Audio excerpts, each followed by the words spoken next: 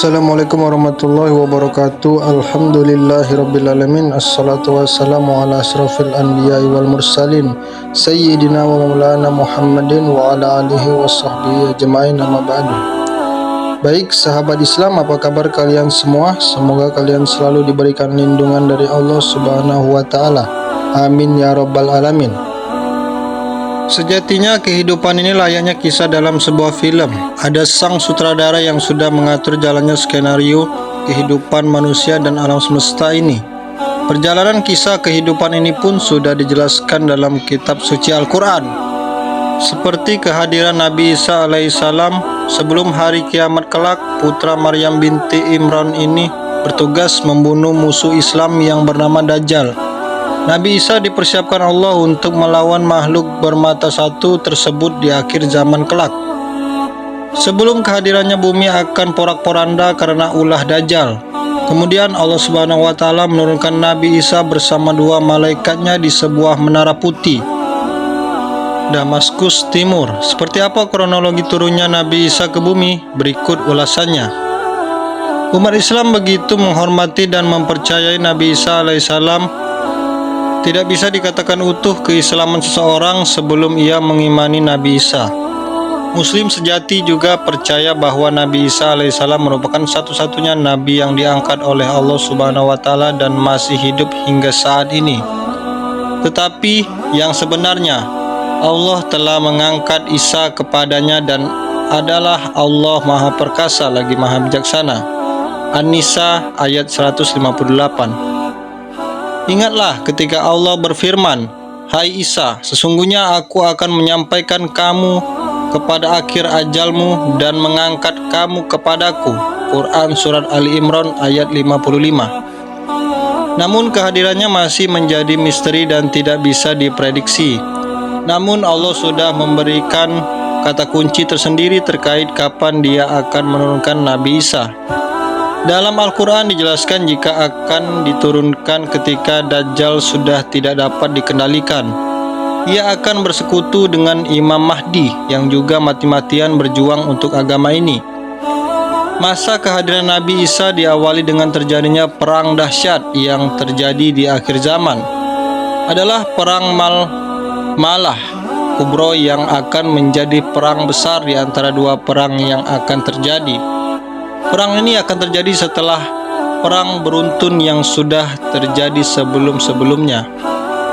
Pada perang tersebut, kaum muslimin akan menang atas Jazirah Arab dan Persia, serta saat melawan kaum Rum, Rasulullah Shallallahu alaihi wasallam bersabda, "Kalian akan perangi Jazirah Arab sehingga Allah menangkan kalian atasnya. Kemudian kalian pergi Persia sehingga Allah menangkan kalian atasnya.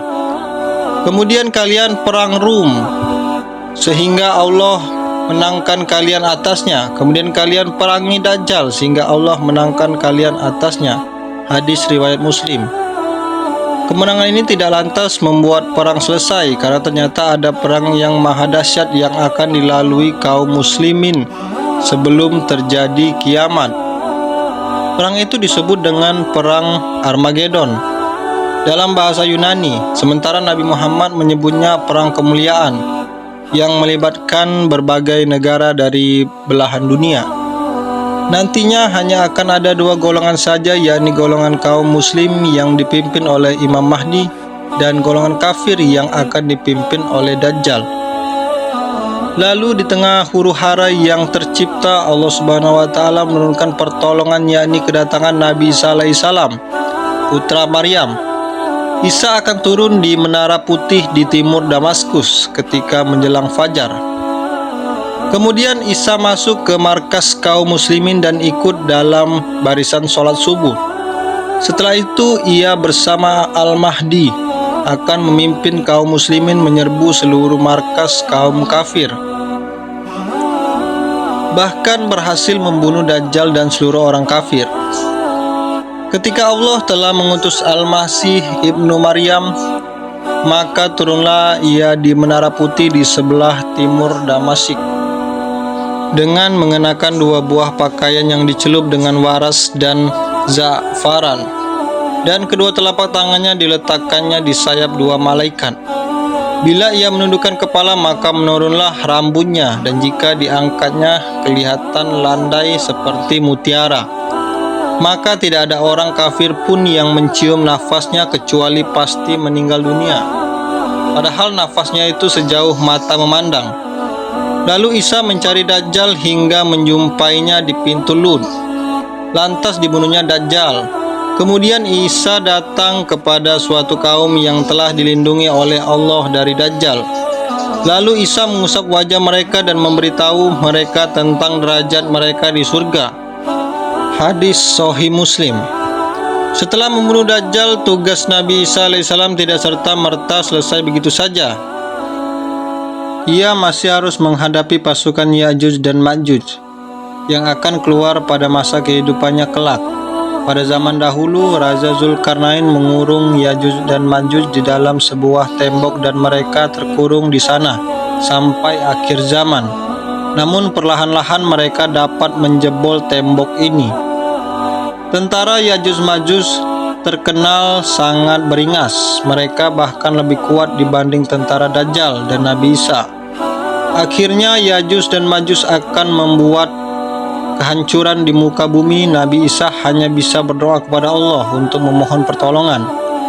Doa tersebut dikabulkan Allah dengan mengirim hama yang bisa menyebabkan penyakit. Akhirnya binasalah Ya'juj dan Ma'juj.